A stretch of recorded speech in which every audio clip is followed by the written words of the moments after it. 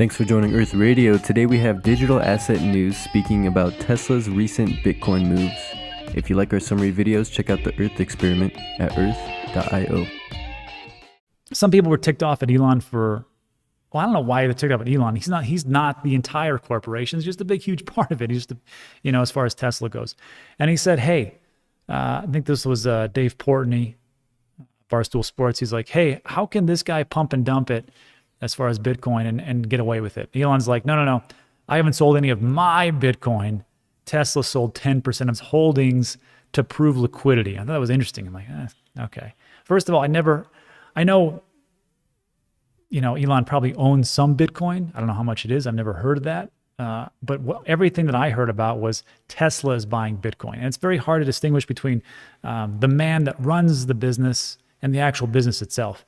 So yeah, Tesla owns $1.5 billion. Elon doesn't own $1.5 billion worth of Bitcoin. I don't think so, but he doesn't really say how much it is or whatever it is. But yeah, sure, he owns some Bitcoin. Good, great for him. That's fine. But the question, I was like, so they sold 10% just to prove liquidity? That's a heck of an experiment. Just go, hey, let's sell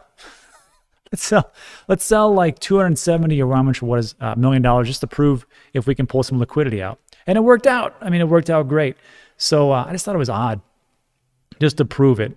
And the whole point of this, that when me and Alex were talking about, was that people were always saying, Rob, you don't understand. This bull run is totally different.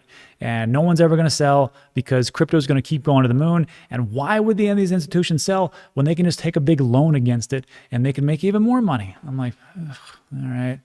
So the reason why I had Alex on was because, he works with, high net worth individuals and hedge funds and big institutions. And he's like, look, they're going to sell at some point because at some point they want to take profits.